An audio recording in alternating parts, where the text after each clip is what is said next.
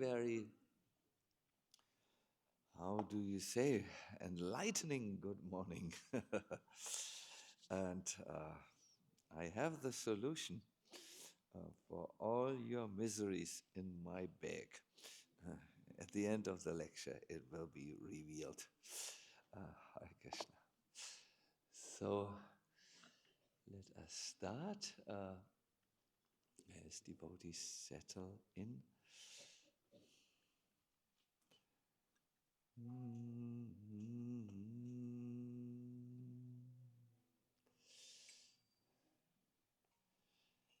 Jai Jai Radha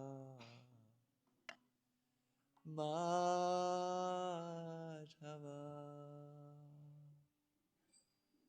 Kunya Vihari Jaya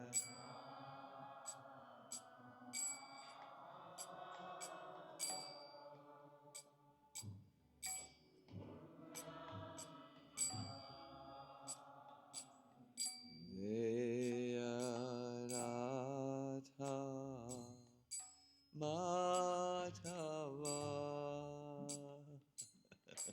Kunya Vihari.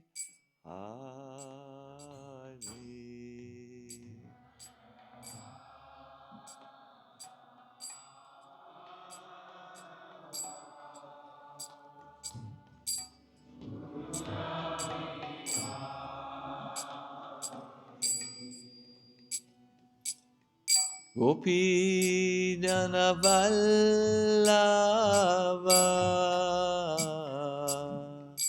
Girivaradari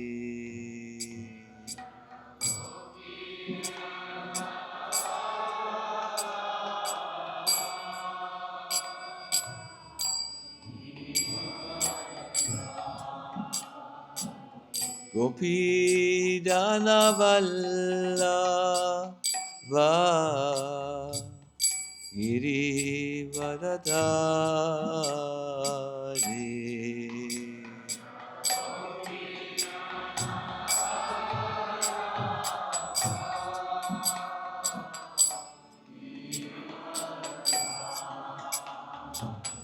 Yasodanandana Vrindavana Ranjana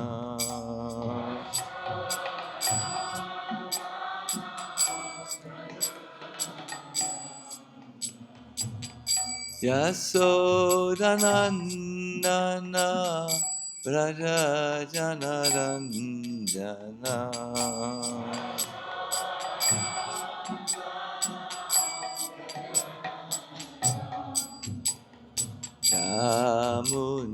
Yamunatira Vanachari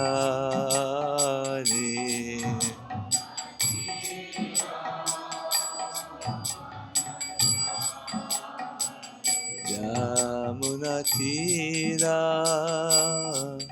Vanachari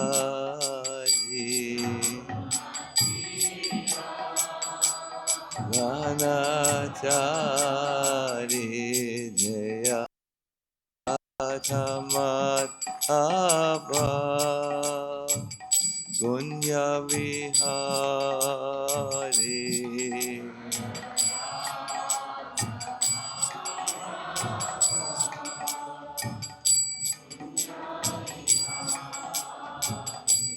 Jaya Radha Madhava Gunya Vihari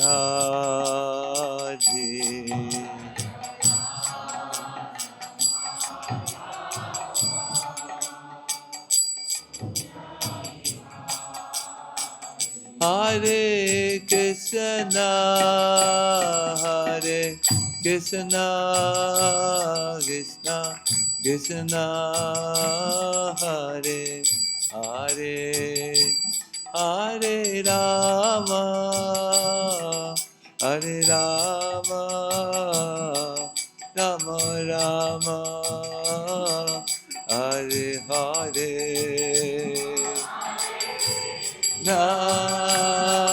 Hare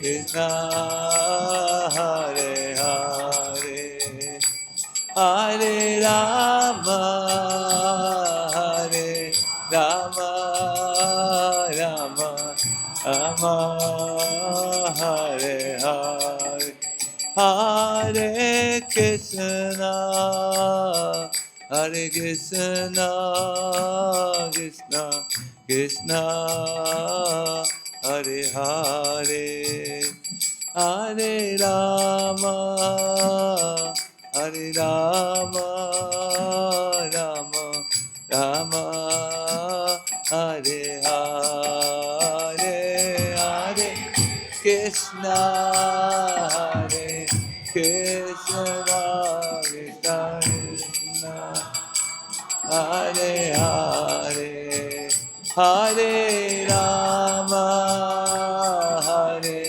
Rama, Rama Rama, Jaya Prabhupada, Jaya Prabhupada, Jaya Prabhupada, Srila Prabhupada.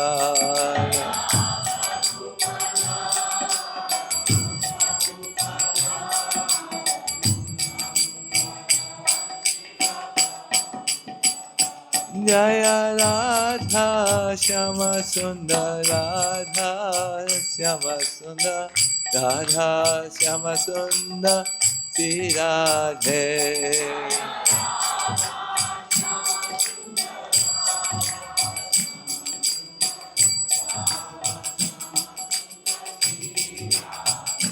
Jaya Giriraj, Jaya Giriraj, Jaya Giriraj, Jaya Giriraj.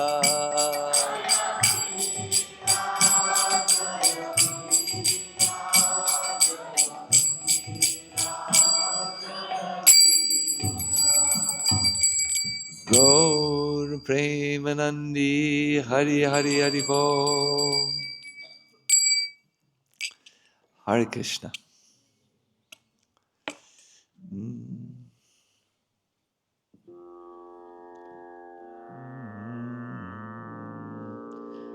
Namo Vishnu Padaya Krishna Prishtaya Bhutale Srimate Bhakti Vedanta Svāmī Nitinamine Namaste Saraswati Deve Gauravani Pacharine Nivishesha Shunyavadi Askatyare Sadarine Jai Jai Shri Krishna Chaitanya Prabhu Nityananda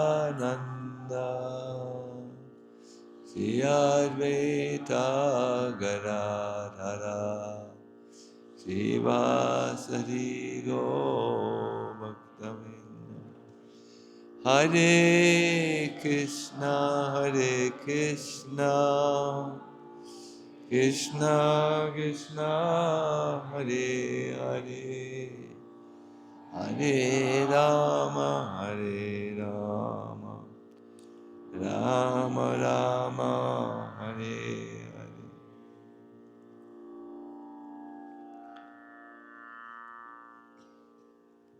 I wholeheartedly welcome all of you to this third lecture, which is entitled Follow the Path of the Lovers.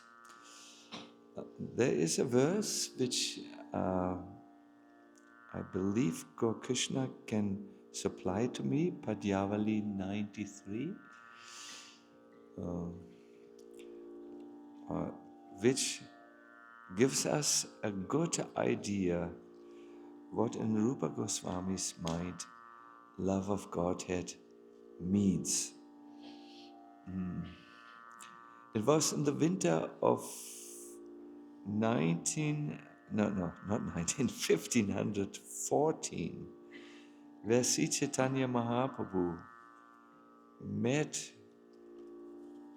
with the foremost of his students or disciples, Srila Rupa Goswami, just north the Trivenis of the Triveni Sangam in Prayag. There was a ghat. You can visit this ghat today, the Shashvamedha Ghat, where he taught Rupa Goswami the essence of the teachings of the Bhagavatam. And he actually summarized in some way this with an image. He compared bhakti, or devotional love for Krishna, that manifests in devotional service, with a fruit, a very rare fruit. The seed of this fruit is given to us, but the cultivation of the seed, so that the seed can develop into the fruit, is absolutely in our own hands.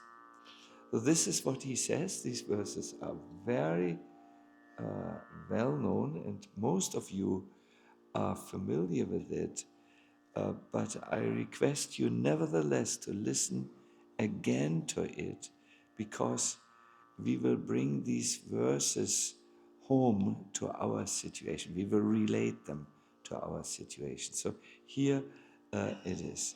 While wandering throughout the universe, some fortunate living beings, by the grace of Guru and Krishna, receive the seed for the kripa of bhakti. After this, a devotee is supposed to become a gardener and sows this seed deep within the heart. Then he sprinkles it with the waters of hearing and glorifying Sri Krishna. Now, when the kripa sprouts and grows, it pierces through the layers of the universe and goes out of the universe, and growing, reaches Goloka Vrindavan. The biology students here might think, how can a plant grow in that atmosphere of the cosmos where there is no oxygen? Prabhu's, it's a mystical plant. This is an analogy.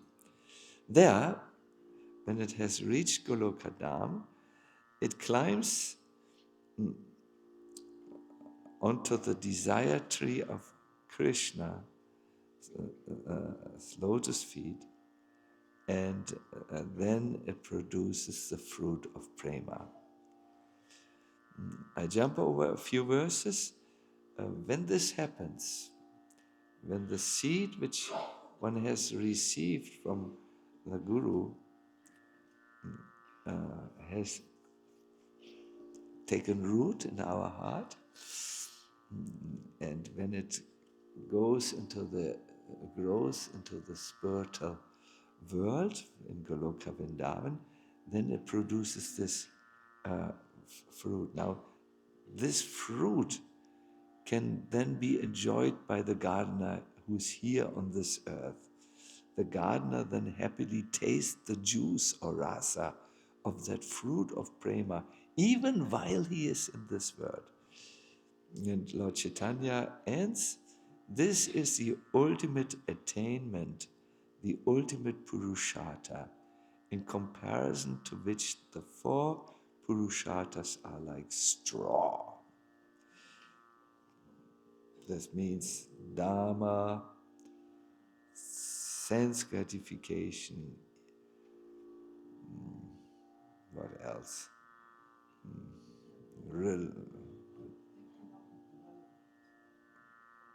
What are the four? Dharma, karma, wealth, untold wealth, and even moksha. They are compared with useless straw. These things where the human beings are so crazy after, following some dharmic principles. These are my principles. Getting some sense gratification and expanding it. Then wealth, and even then enlightenment. No, this is all like straw in comparison to this love which the gardener tastes. Now, to make us a little bit understand how it tastes when the fruit of love of Godhead is attained by someone, and why exactly it is so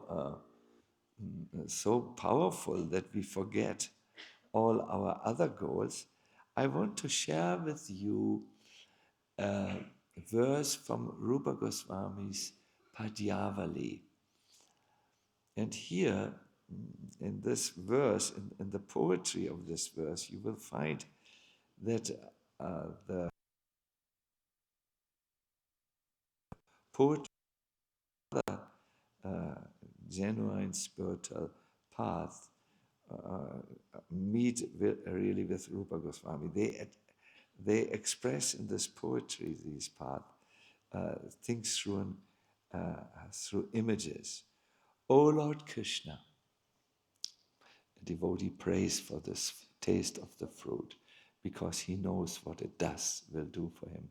I pray that the remnants of your food, prasadam, may become as palatable to me as the young woman's lips are palatable for her beloved.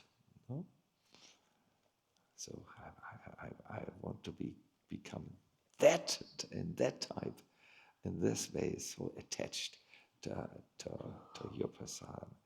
I pray that the narration of your pastimes may become as sweet to my ears as the words of a young girl are to her beloved. No? When a man hears the words of his beloved friend, he feels it as very, very. Oh, can you please tell more? I like to hear very much. I pray that the sight of your transcendental form, that is the deity or pictures of Krishna, the sight of your transcendental form may become as pleasing to my eyes as the beauty of a young bride is to her husband. No? When the husband sees the young bride in her uncovered beauty, then he looks with great delight in that direction. No? This same thing I want to feel for you, Krishna.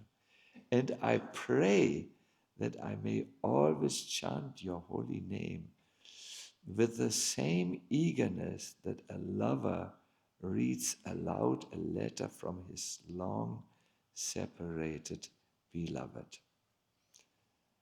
No? When finally, after waiting, there was no internet at that time, where emails or WhatsApp messages could quickly be passed.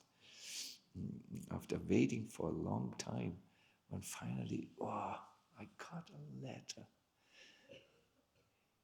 She or he wrote me a letter. Let me study this letter. Let me read it aloud so that I can commit it to memory, because this will give my life a good dose of energy and inspiration, motivation. This is how love of God is, It's a kind of exclusive focus on things that have to do with Krishna. The example of this exclusive focus is that of a lover who's exclusively focused on the beloved. I do know many of the older devotees, the Prabhupada disciples, they were so impressed by Prabhupada and how he responded, how lovingly he cared for us, that we also like to go back in our memory to those moments where we met His divine grace and where we were objects of His affection. Now 50 years and more after his, I don't know, this departure was 1977, isn't it? Yeah, no, yes. So now can someone do the maths? What is 48 years? We disciples have now become old, and we do think, one after the other goes and departs this world. But what gives pleasure to us is this repeated memories of how we received affection from His divine grace. I, for instance, remember that time when I could massage him, and when in my mind I wanted that to massage his lotus feet, but I thought it's impossible. I'm so impious. How can I hope such a thing? And then, as if reading my mind, Prabhupada looked at me and just, I can only show you like this, threw his feet in my lap. I went there, made sure I gave. So there is love in this exchange. No? And here, a more common example of love is given of the world, which is there in the world, the love between men and women. No? If you want to read this verse and help your temple audience to blush, you can, by the vivid imagery, it's text 93 of Padyavali. No? This is how eager the devotee wants. We can now return this mobile telephone. What? Closer. Okay. Thank you. My dear devotees, I will now come to a section where I will appeal to your intellectual strengths. No? To catch this point, you will have to concentrate. It will be new information. You will have to think about it.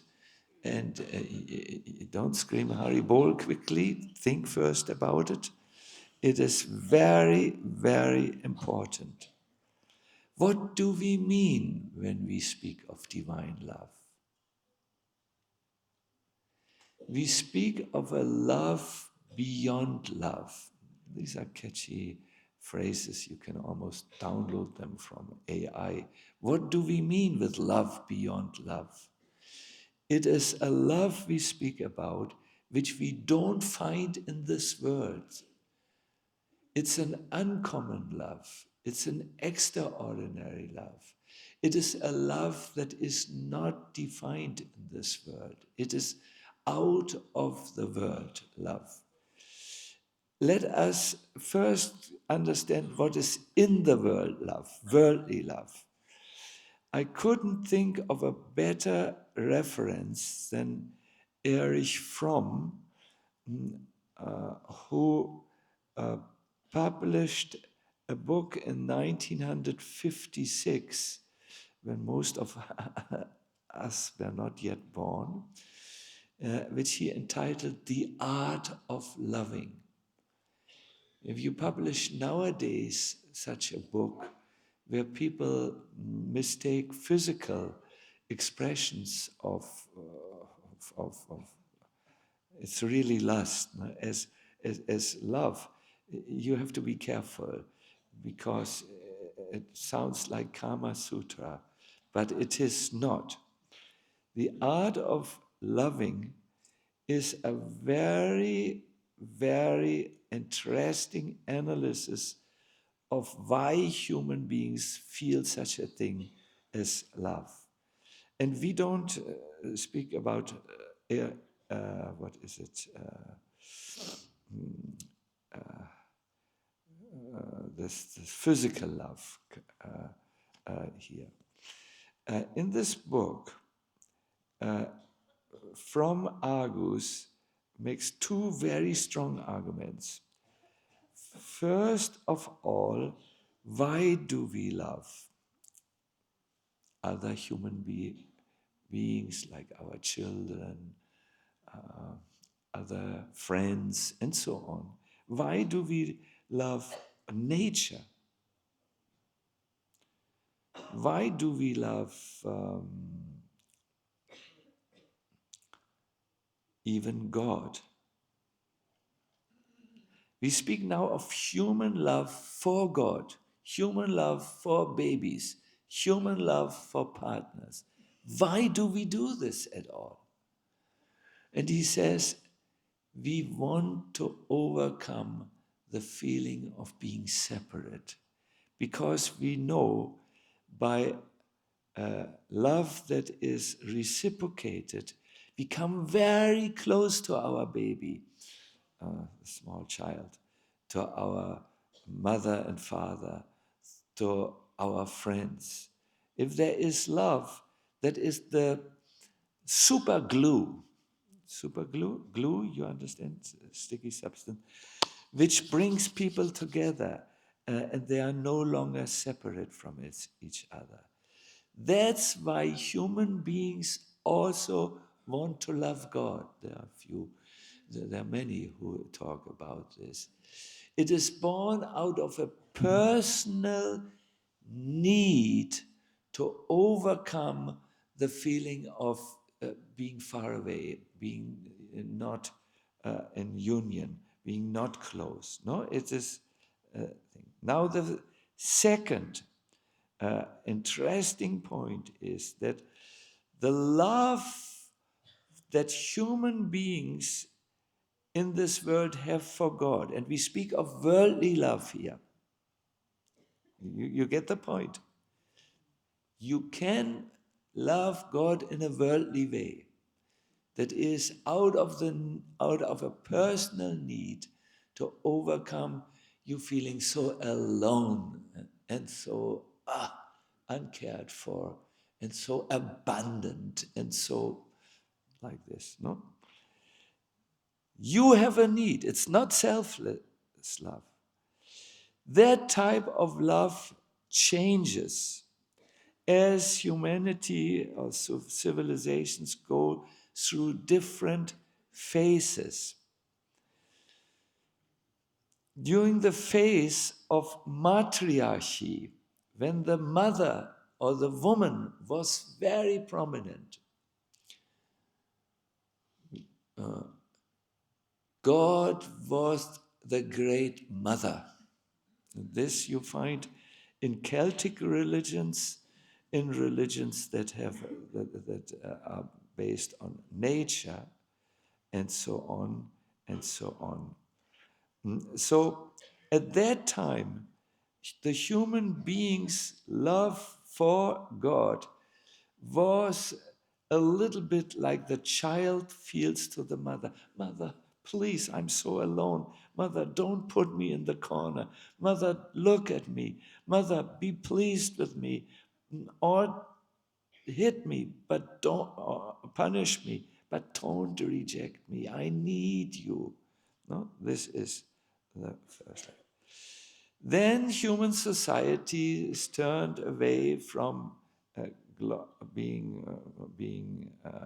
thinking of God like the great mother, because society got into what is called patriarchy, where the man and the rule of the man was more appreciated.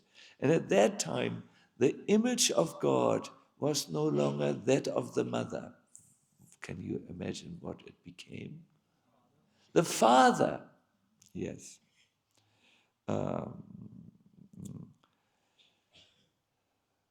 And the love which we human beings at that time of our development thought is the God of God, that God loves us in a fatherly way. The father doesn't love unconditionally. The mother loves unconditionally. No, the father the love is dependent on obedience to rules and laws. The Divine Father punishes and rewards men accordingly. I know I was terrible in school because I never went there. I always played somewhere as a child, and I always brought back bad notes because I just had zero interest in this. And I remember when my father saw the bad notes and my absent-minded school behavior, I was not even absent-minded, I was just absent. He was very angry with me. You're born in a good family. You are a disgrace to the family. When will you ever learn? Come now. Pulled me by the ear, put me over the lap. When it was very bad, he uncovered my behind. When it was not so bad, my notes went with. And then, pong, a solid spanking was there. Ooh, when I remember it, I shudder.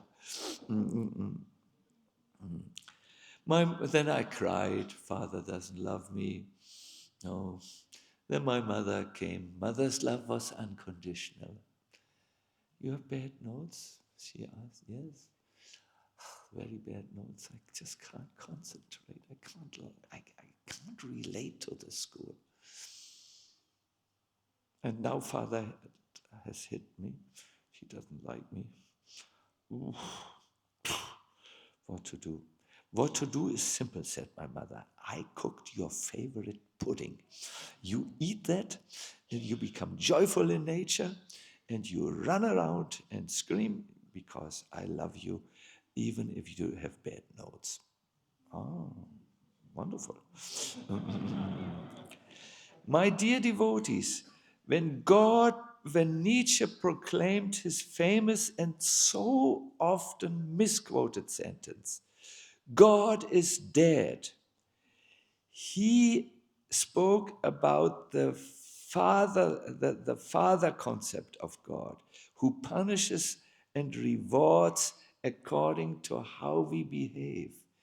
He said in another part of his literature, I give the greatest curse on Christianity. Christianity has replaced the concept of God, the loving God, with a God who is conditional, who punishes and rewards according to what we do. Christianity has taken everything away from us that is natural and good, that is he believed in the Celtic religion, where God was the divine mother. Yeah. Therefore, I declare, God is dead. He meant one understanding of God is dead. This concept, no? Yeah. I told you I would take you a little on a journey on this thing. So humanity has progressed, or not progressed, has moved through the ages, and the image of God has been, has further transformed. Now people think more of symbols or of values of God. God is love, is a very common understanding. Justice, truth, no? So all these understandings and loves towards God and from God to us are in the world concepts. They are not transcendental. They are not spiritual. They are not love beyond love. They are not what we talk about in Bhakti. What we talk about in Bhakti is explained in the first verse of the Priti Sandarbha, the work on love by Jiva Goswami. Can I quote this to you? Good. This passage opens with something very, very profound.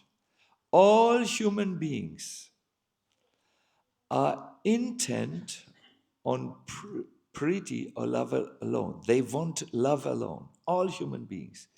Since for the sake of love, they give up their selves, their own interests, and so forth, if they just can get this love. But the human beings are not finding a worthy object of priti, because no object in samsara, the world of birth and death, can ever give rise to a permanent and superlative happiness, free from the tinge of suffering.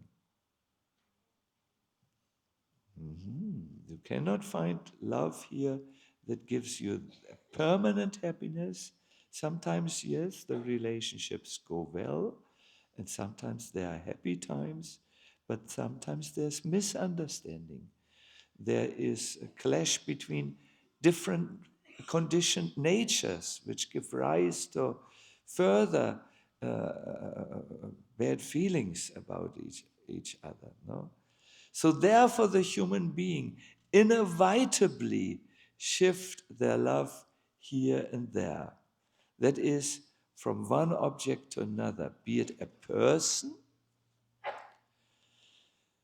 a physical entity, an idea. They fall in love with an idea like communism or socialism, or a nation or otherwise.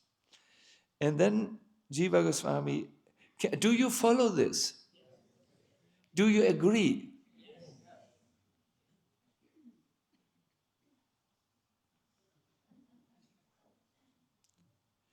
The fulfillment of this longing for love, shall occur only in Sri Bhagavan.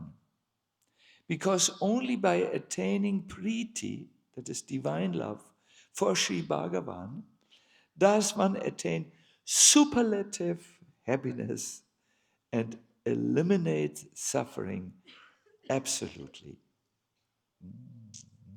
Even the Bhagavad Gita, the Lord informs us, even at the time of death, there's so much suffering. You are separated from everything and everything you love and everyone you appreciate and love in some ways. No? Even then, a person who loves Sri Bhagavan, Krishna, is very happy. So my dear devotees, where are we going to get this love from? Where do you think it is available?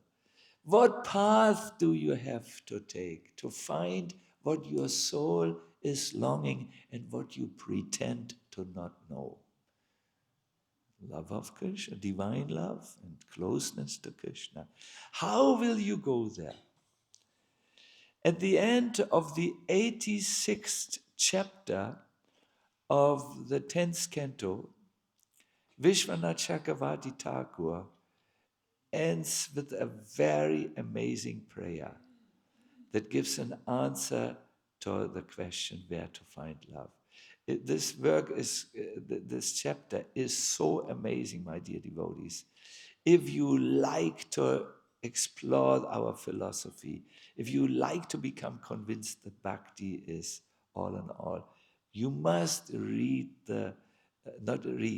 must study this chapter 87 prayers by the personified Vedas. It's where the whole Vedic scriptures glorify Krishna. So this is what Vishwanath says, where you can get it. O devotees, he says. He is very moved. It's his last purport on the most amazing chapter of the Bhagavatam. There may be, I can't say most amazing. There are many most amazing chapters. So, O devotees, he says.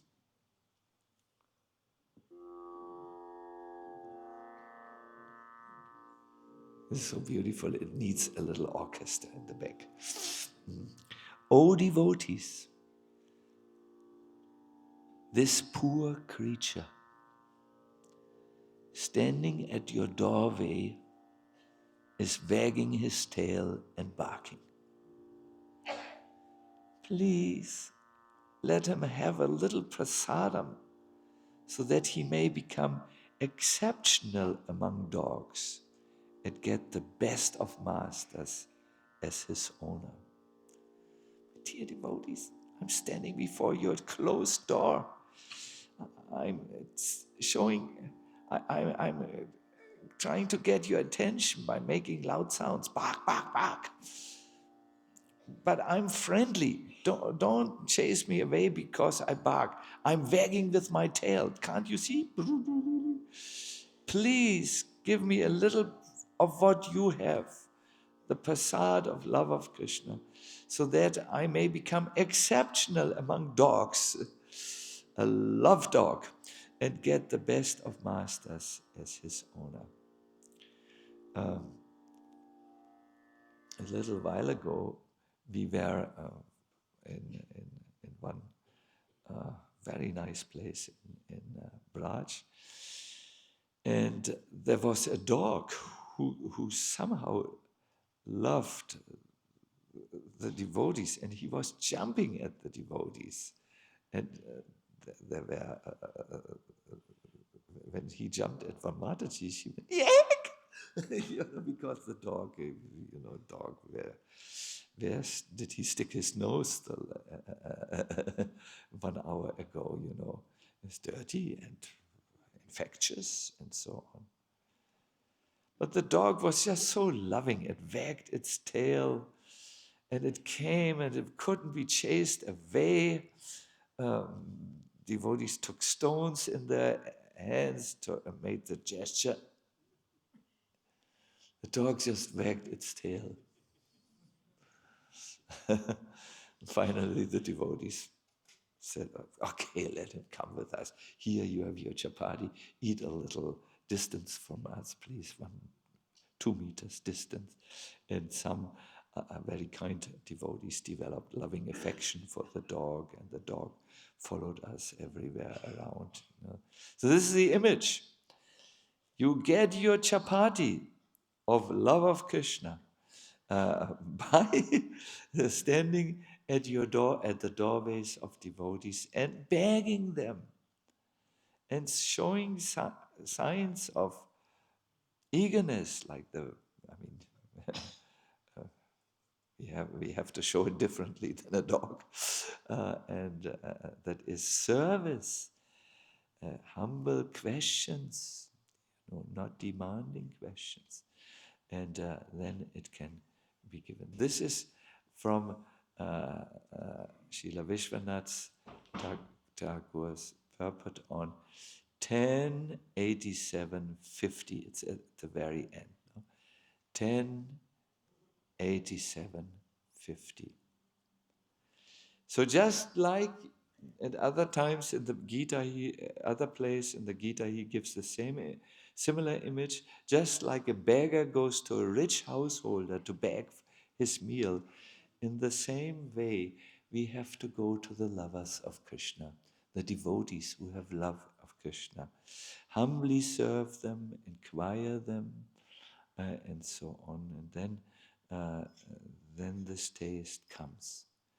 But my dear devotees, let us know the item we speak about is something that the world of psychology cannot give you, a therapist cannot give you, a literature of this world, I'm not speaking of Shastras, self-help literature cannot give you.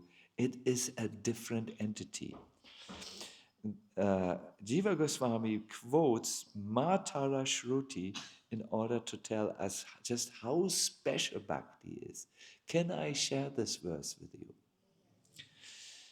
Bhaktir evainam nayati, bhaktir evainam dashati, bhakti vasa purushaha, bhaktir eva puyasi. Bhakti brings one to the Supreme Lord.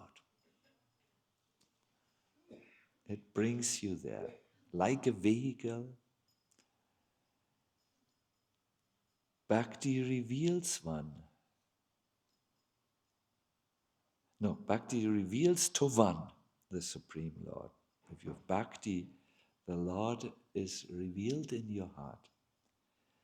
Bhakti brings the Supreme Lord under its control.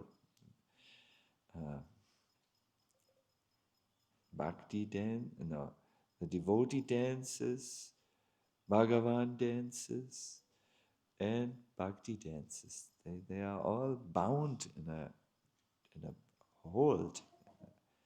Bhakti is stronger than the Supreme Lord. He becomes convinced by Bhakti. So this is what we wish to have, and this is why we are making this effort to explore this little work, Braj Vilas Stava. I want to repeat the verse again, which I quoted initially. Hari Gopachoni Pati. Neither Hari himself, nor Nanda, the king of the cowherds, nor his faithful wife, Yashoda, nor any other inhabitant of Braj could melt my icy heart. It remained as cruel and cold as ever. Do you sometimes feel this? You're trying and trying, but the heart is still a coal mine. The more you wash, the more coal comes out, it seems, at times. But what a miracle! As soon as I began contemplating the way the inhabitants of Braj love Hari and the way he reciprocates, I felt my icy heart melt in the fire of their love. Are you still listening? Good, good. A little while ago, I told you this, about this love of the Brajavasis for Krishna. Krishna was sitting somewhere surrounded by his cowherd boys, and a wind came and lifted his dhoti, and thereupon parts of his beautiful leg was exposed. The cowherd boys looked at it, and they were so overwhelmed that they responded in such a loving way. Let's have a festival on the occasion of the wind blowing and showing us yet another attractive feature of our Krishna. No? Yes, yes. That is what we pray for. Like a husband looks at his newly wedded bride when they meet privately. In the same way, the devotee wants to see the rupa of Krishna, no? The leg of Krishna, everything. So this love comes in three ways. But before we go to the three ways, I want to make an exercise with you. I want you to really find out what is at present on your mind. We know loving emotions usually takes predominance over others. But let us now be very honest with ourselves and perhaps our partner. If we can't be honest to the ultimate level, then we can, speak what we feel comfortable to speak. For this exercise, we first need to turn to a neighbor. Don't worry, it won't be scary. It's not like psychoanalysis or something. It will be very comfortable. You might laugh and joke and feel extreme happiness in doing this exercise.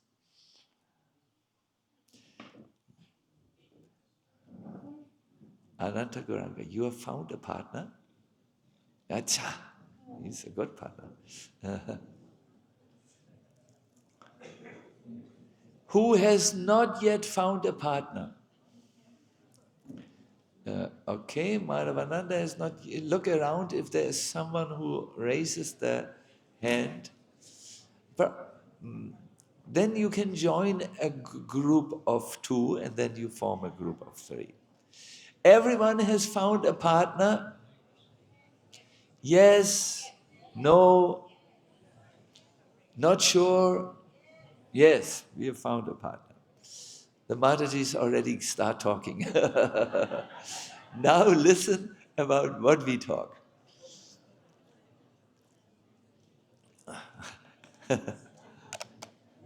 It's nice to see you. It's very.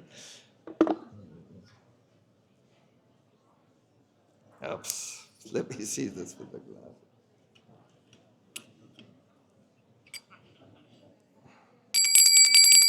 So, please, everyone, we want to now find out what is on our minds and so on. First question. What do you think about all the time or most of the time? What is your most frequent thought? Start now.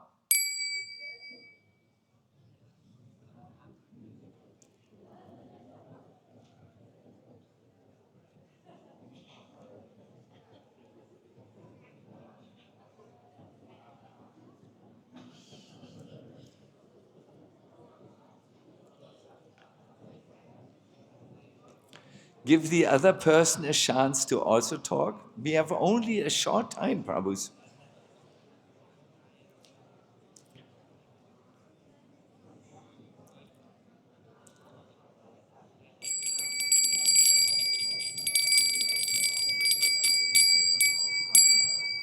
Hare Krishna, thank you. We will go to the third Prahlad. Can we jump over the second? Yes, we can. So, my dear devotees, this is a fast one. It is the lightning speed exercise, no? Best is you answer what comes spontaneously to your mind. So we will go to the third questions. We jump over the second because we don't have the time. What do you trust will solve your problems? Start now.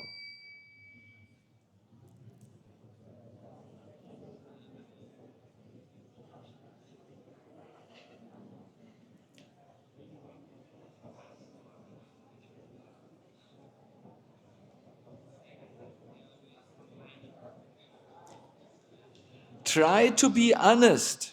Real talk is required.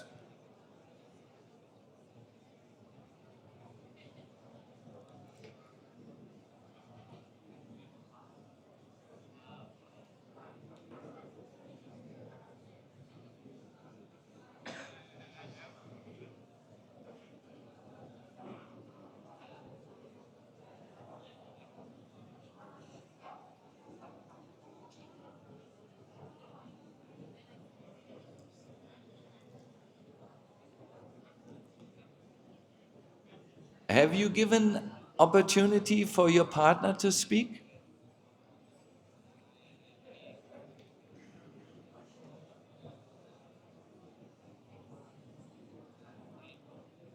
Okay, Prabhus. We have a few more. Actually, we will only do one more. Thank you very much, Prabhus, Amantajis. Fourth question. What is so important to you that you will sacrifice all else for it? Start now.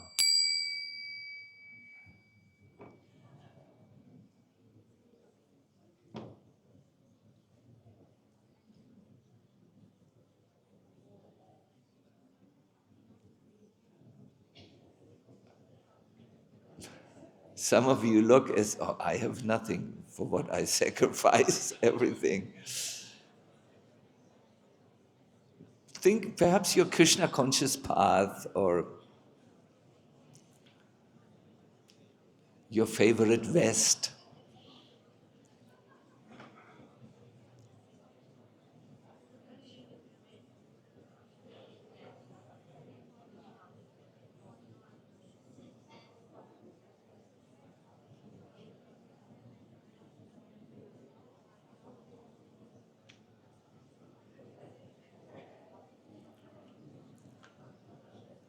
We have only 1 more minute, so please give it all you have.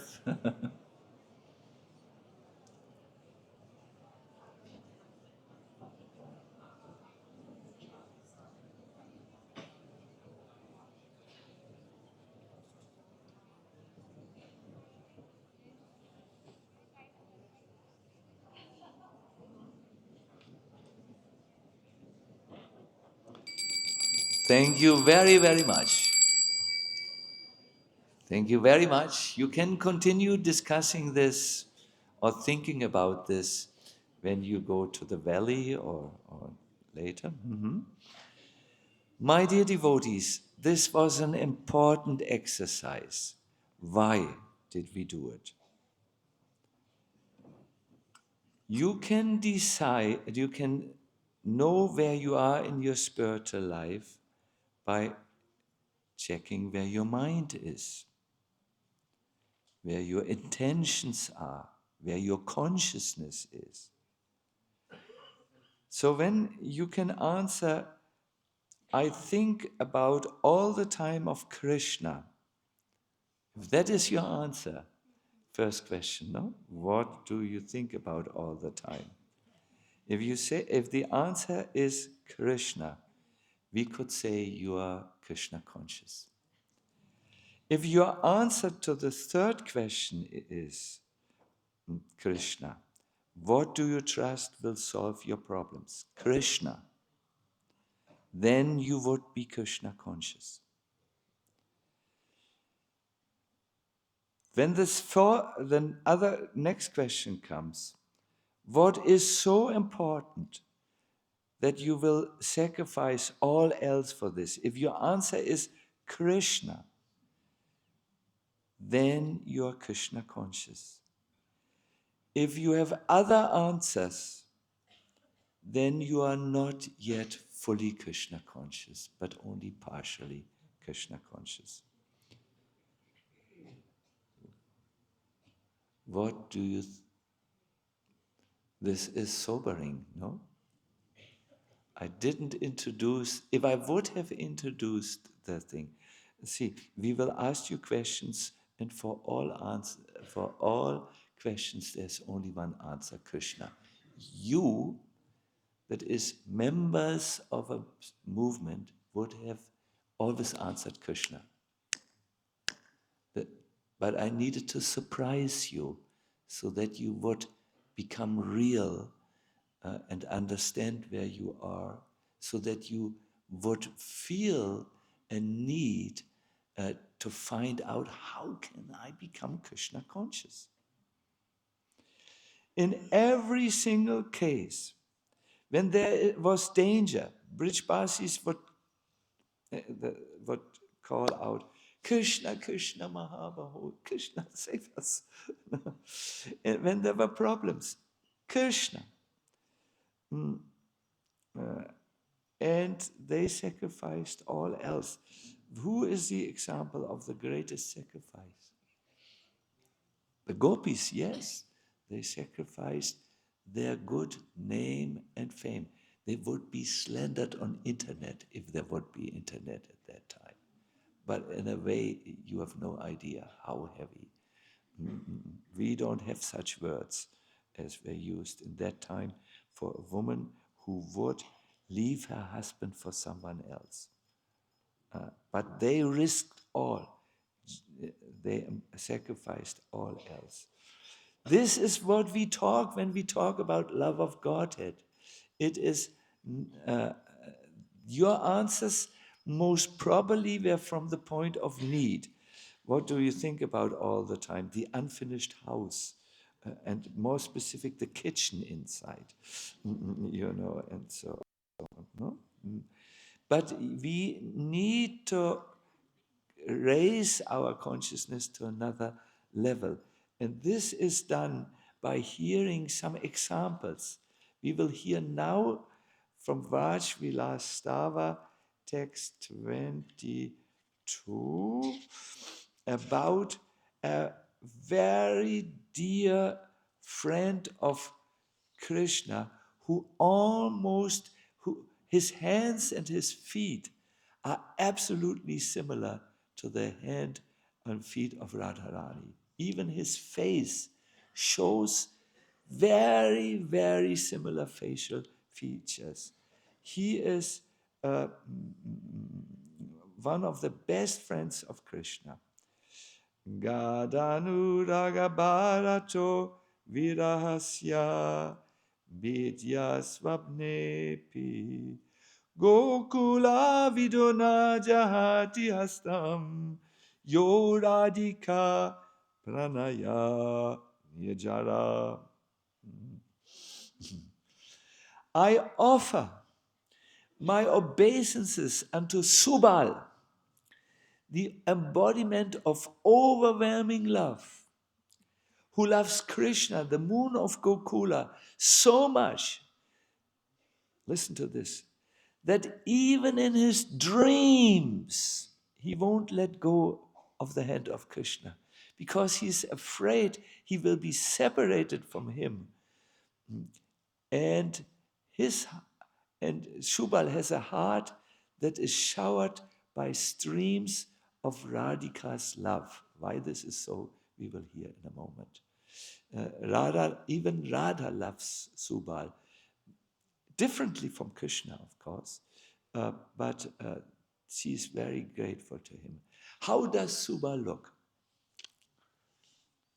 His bodily luster defeats the luster of gold. Yes, if he looks so similar to Radha, then it's only it must be gold.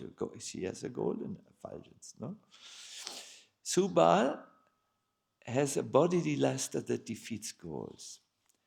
And he wears a necklace, and the color of his dhoti is, listen to this, green.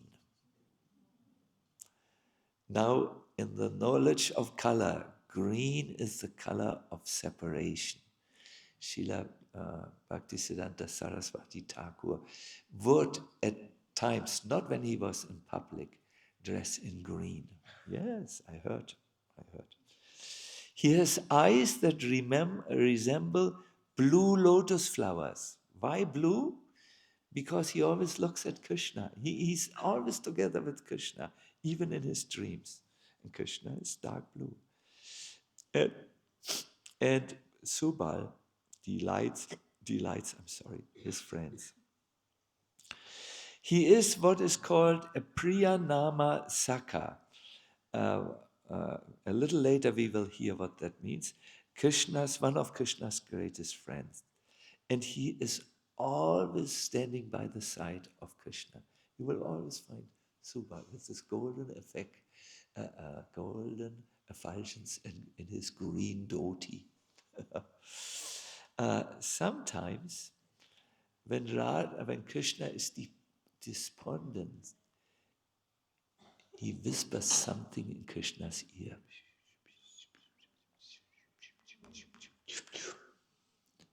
This, perhaps you couldn't hear the whisper, because whispers are only meant for the person in whose ear that is whispered, but he whispers news about Radha and where to find her and how to overcome the obstacles to meet Radha. There are a few other Priyanama Sakas, Ujjvala for instance.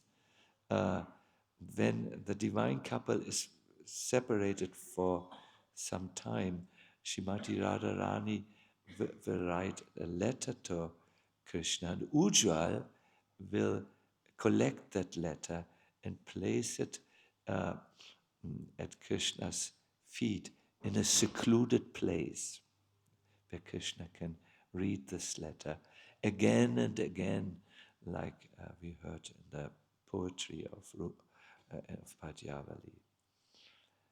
These confidential friends of Krishna almost die of misery, my dear devotees, if they don't see Krishna even for a moment. In Krishna book it is described in the Bhagavatam ultimately how Krishna walks with his friends through the forest of Vrindavan, and sometimes he's not visible because he's just walking behind a tree. They are here, and Krishna walks here. And then these friends become so anxious. Not only in daytime, when Subal is awake, is he afraid to be separated from Krishna. No, even in the dreams, when he has a dream, let us say, of eating a mango or something, he becomes anxious. Where's Krishna? And he does not even in his dreams, he does not let go of Krishna's hands. My dear devotees, this is a very exalted form of love, which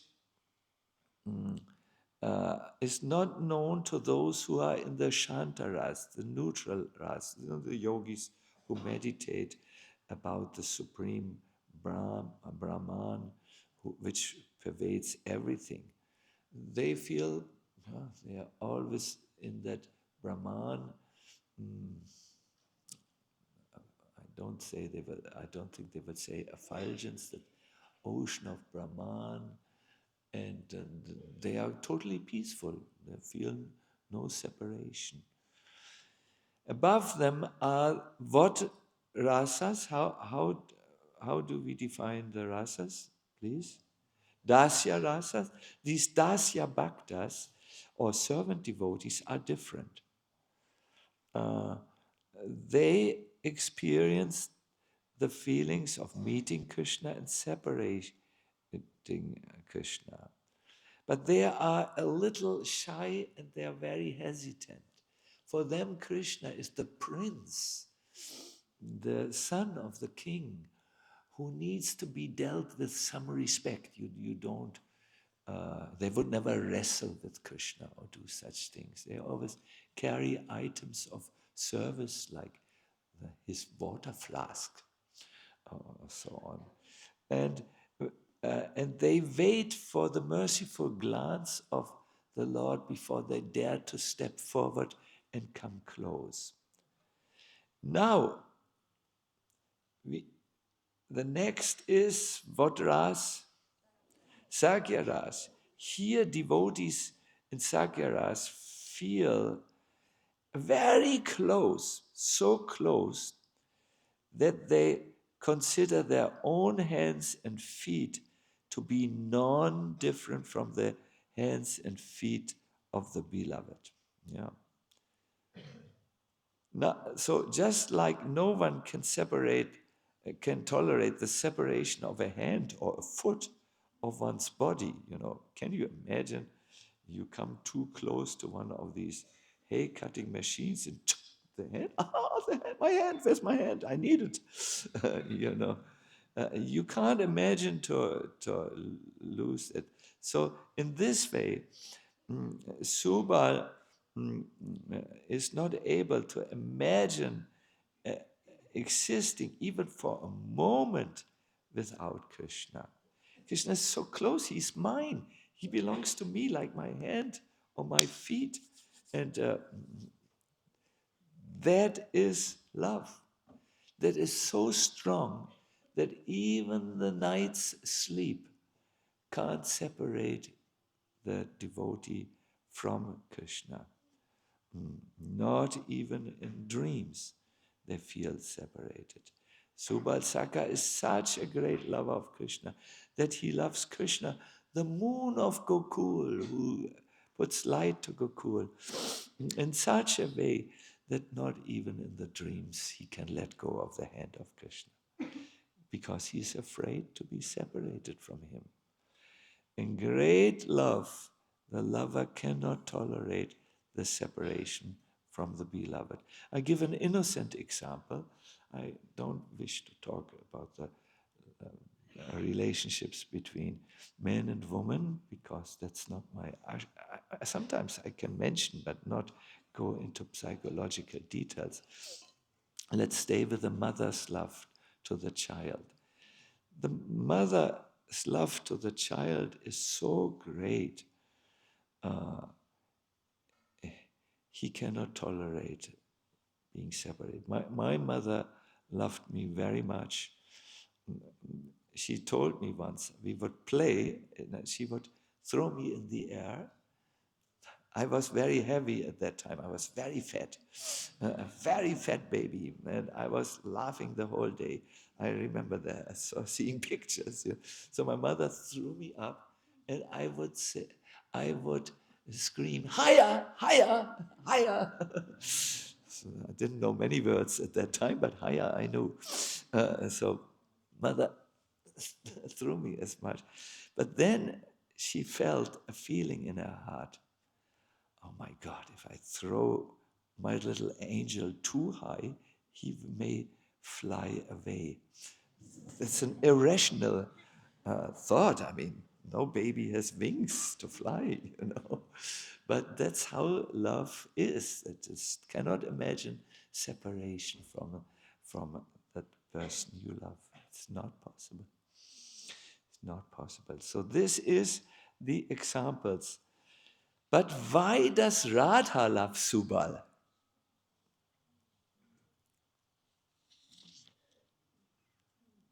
You must know, because of this look-alike. Subal's hands and feet, and also even his face was so similar that once a particular pastime took place that is celebrated even in ISKCON temple. I mean, why do I say even? Also in ISKCON temples on one day of the year. It was one day where Subal looked at Krishna and saw Krishna was so dejected. And every moment he became more dejected. He sat on a stone like this. Subal asked, what's wrong, Krishna? Nothing. And Krishna began to cry. I am here, said Subal. We can solve this. What's wrong? No, Radha. Radha is not here. And Krishna was yearning and longing so much. No? Bhakti subordinates the Lord, we heard. Radha's bhakti or love, so strong. Yeah, said Subal, but this is a difficult time for Radha to get out of the house. It is in Yavad. It's impossible to meet her now. Yes, said Krishna, I know. And started even to cry more. And Subal said, nothing is impossible in Vrindavan. So he thought very strongly, and he got an idea. So he left Krishna and went to Yavad. And when he came to Yavad, he saw in the doorway, the entrance, Jatila was there, sitting like this, In other words, blocking the entrance. No one could come in, no one could come in, no one could go out. What do you want here? You are with that black person? Go. Abhine, Badme. Not now, I can go later. One of my young bulls ran away, he's somewhere, and I need to find him. He belongs to the herd. This is a language Yatila could understand. She is also, cows is the wealth of Yatila. Okay, said Yatila.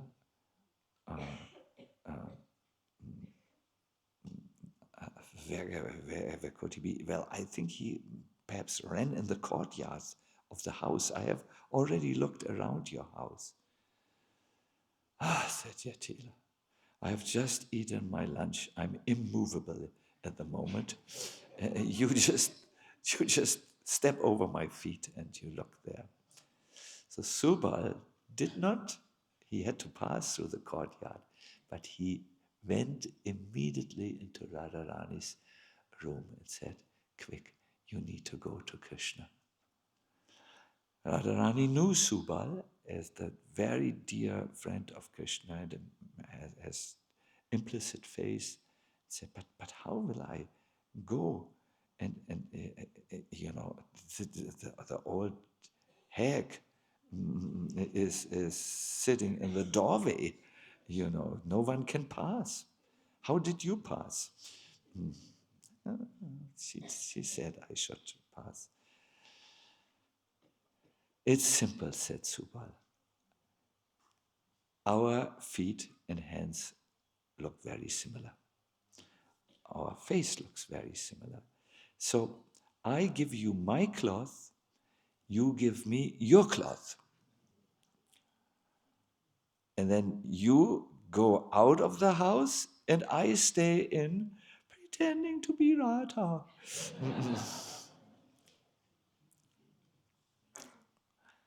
Good idea, said Radharani, and they changed. Radharani is very shy. She went someplace, changed, and came back with turban, with dhoti, looked like Subal.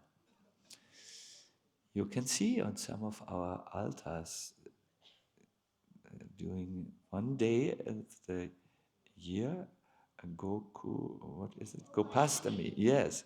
You can see even the Radharani sari always covers her feet, but now she is in a dhoti and her feet are visible, no? So Subal looked. You need to carry a calf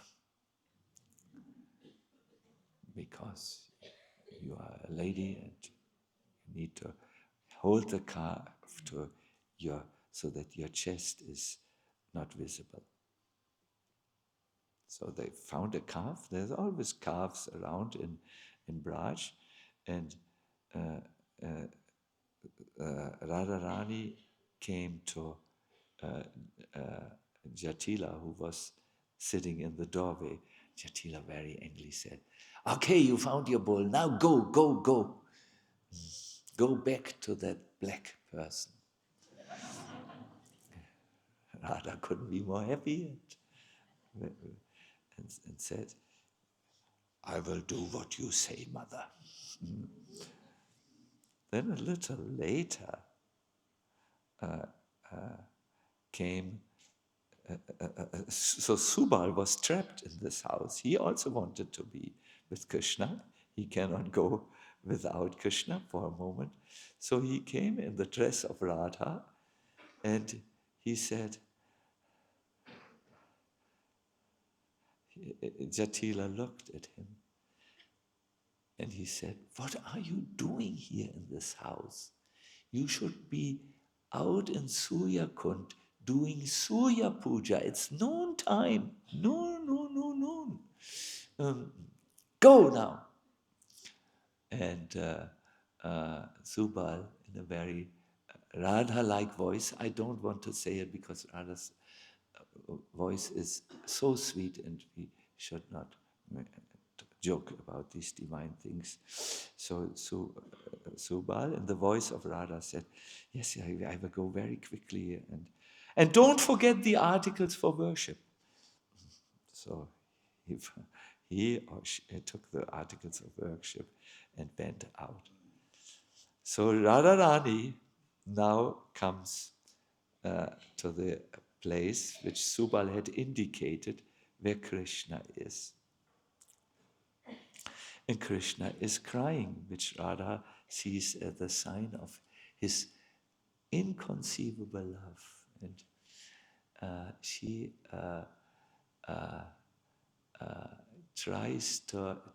tests Krishna.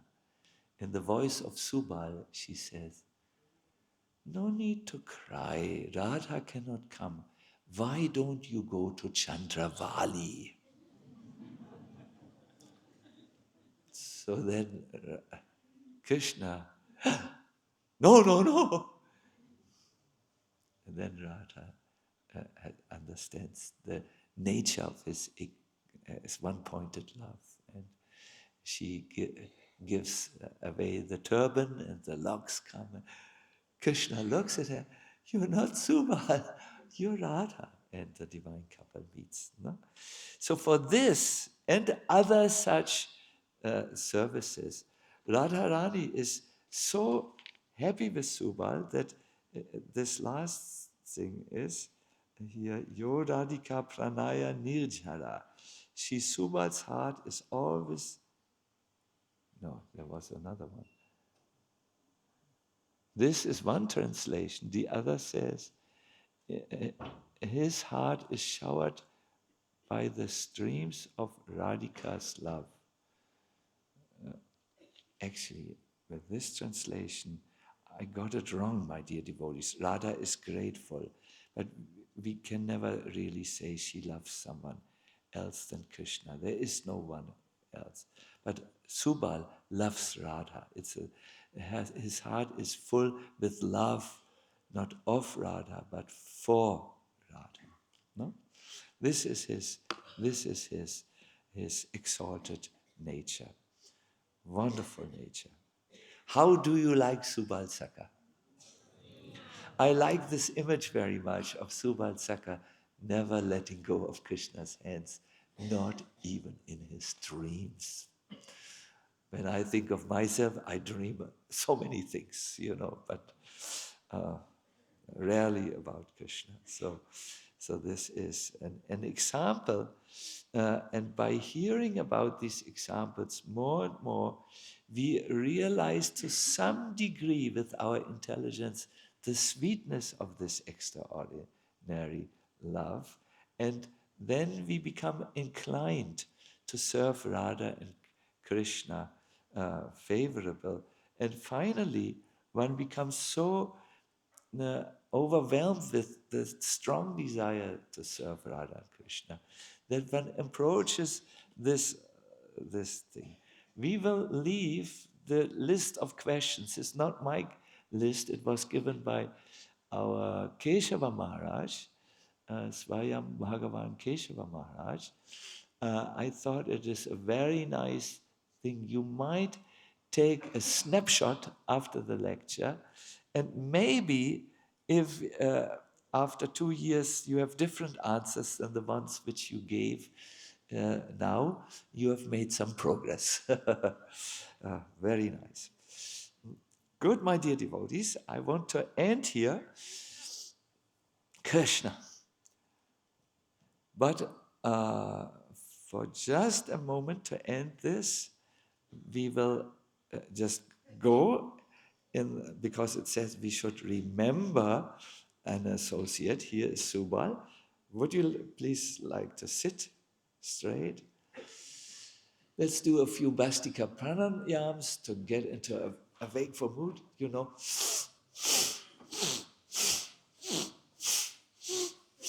You look so nice doing this. Do you feel you get into another mental wavelength? 5, 1, 2, 3, 4, 5. Sit straight. Breathe by extending your exhale a little.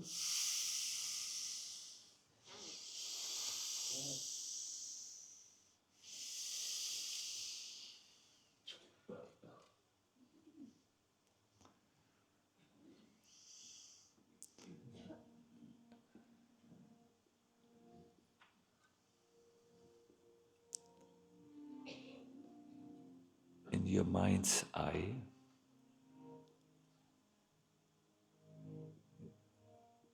see the color of gold.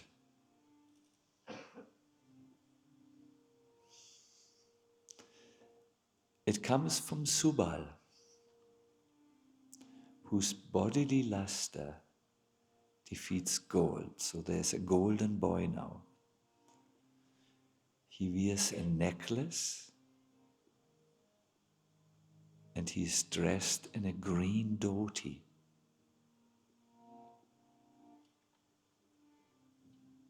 His eyes resemble blue lotus flowers,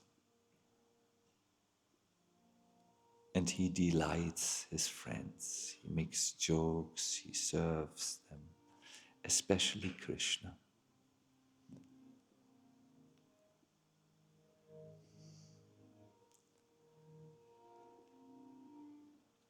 Let us now contemplate the verse which describes Subal. I offer my obeisances unto Subal. You might like to bow down in your mind's eye. I offer my obeisances unto Subal, the embodiment of overwhelming love. Subal loves Krishna, the moon of Gokula, so much that even in his dreams, he will not let go of his hand because he is afraid of being separated from him.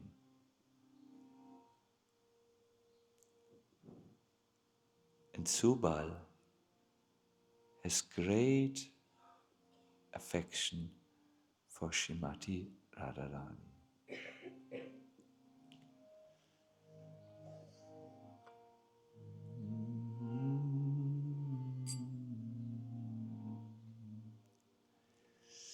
So while we sing, try to remember something. The easiest is the golden effulgence, no? Krishna, Krishna, Hare, Hare, Hare Rama, Hare Rama, Rama Rama, Hare Hare, Hare Krishna, Hare Krishna, Krishna Krishna, Hare Hare, Hare Rama, Hare Rama, Rama Rama,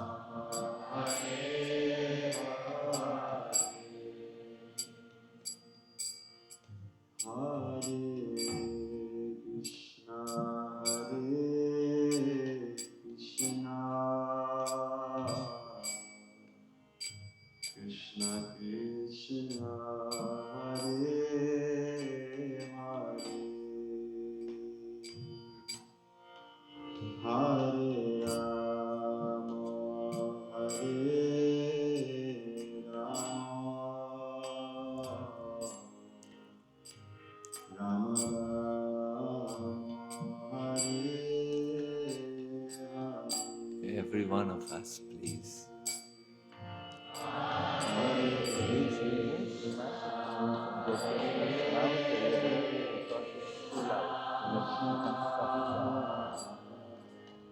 Krishna Krishna Hare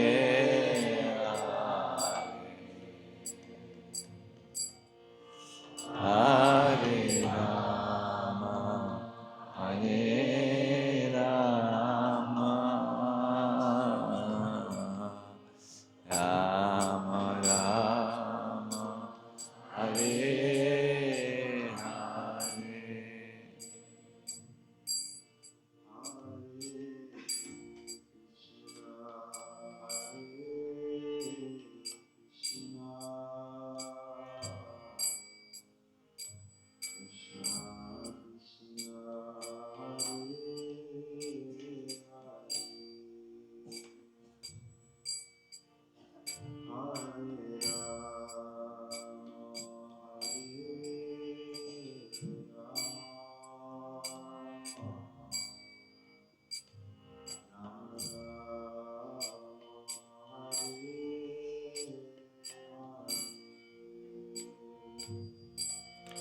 Hare Krishna, Hare Krishna,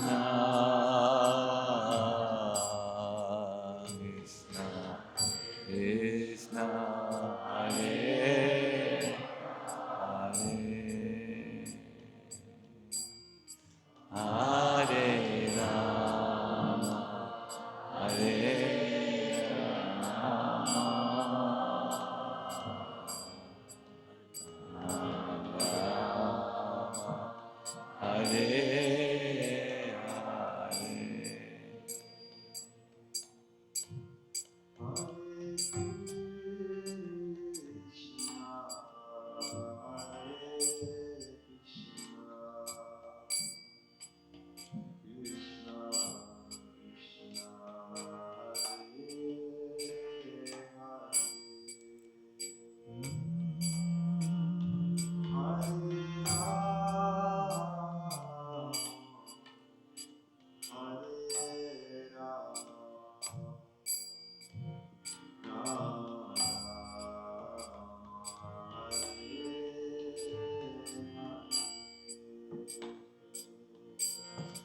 Hare Krishna, Hare Krishna, Krishna Krishna, Hare Hare, Hare Rama, Hare Rama, Rama Rama, Hare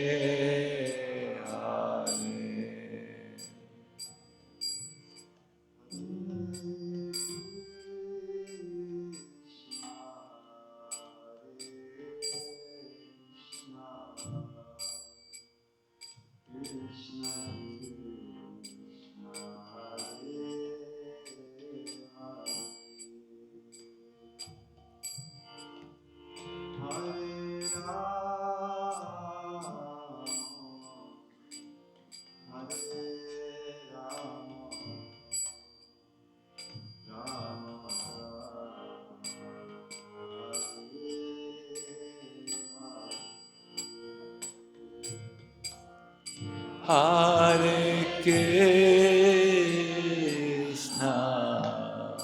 Hare Krishna,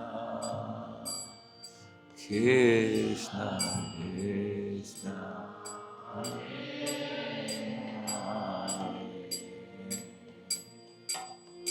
Hare Rama,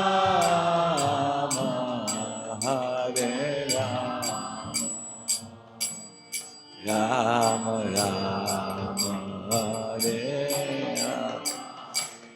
Jaya Prabhupada, Prabhupada, Prabhupada, Jaya Prabhupada.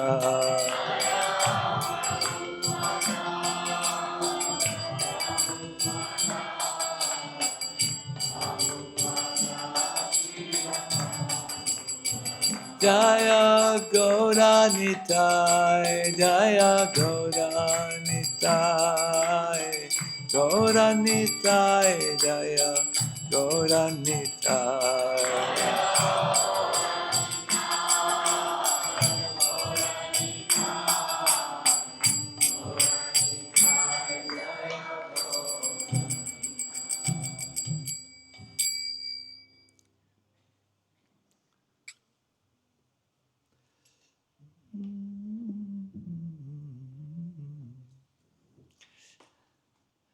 Hare Krishna. So, what do you all think? These are important subjects, no? I want to encourage you.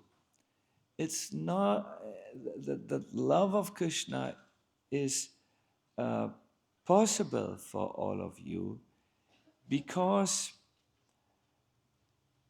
it resides in your heart as a potential that can be awakened through the process, through the mercy of devotees and the process of devotional service. Second reason why you should be hopeful is that in this age of Kali, Chaitanya Mahaprabhu, the golden avatar, has appeared so that to give that love, which is very rare, which is very high also, he says, here take, here take. And how do we take it? How do we get it? Well, we chant the holy name while making sure that there are no offenses left in our mind. And like this, no? We engage our bodies in the processes of bhakti and our minds as well, and then we chant more and we hear more, and as a result, it will come. Therefore, I will leave you with two questions. The first question is, this is for pondering, no, for your mananam and nijasam. What and whom do I presently really love? There is a paradox. Only if you accept yourself the way you are now can you change yourself. Once again, only if you accept yourself the way you are now and don't hallucinate yourself away from that, can you change yourself. No? And the second is there anything that please listen, that I already know but often forget that I can do to improve my love for Krishna? Is there such a thing? These are things to ponder about, to think about. I think, Prahlad Nrsimha, we let this on so that devotees can, in peace of mind, can copy it. Hare Krishna. I must say something personal. You are a wonderful audience. Sometimes I'm afraid that if I talk so,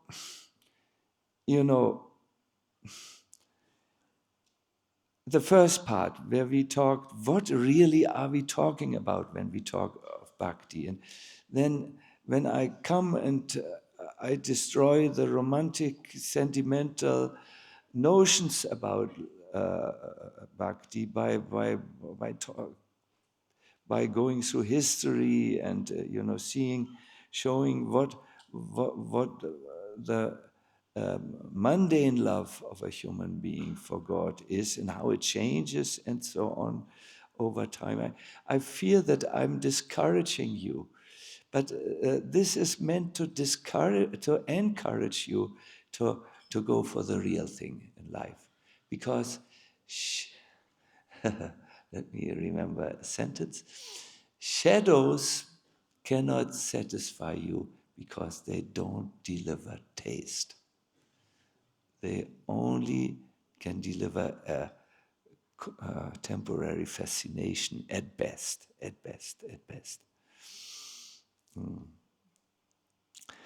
Good. So, Hare Krishna. Let me now secretly look at the wristwatch. Ooh. It's almost too good to stop, no? You look so thoughtful. Is it okay what you hear? Is it of interest? How can you say no? Yeah. No, Maharaj, not of interest. Talk normal things to us. Make jokes, interactive. Yes.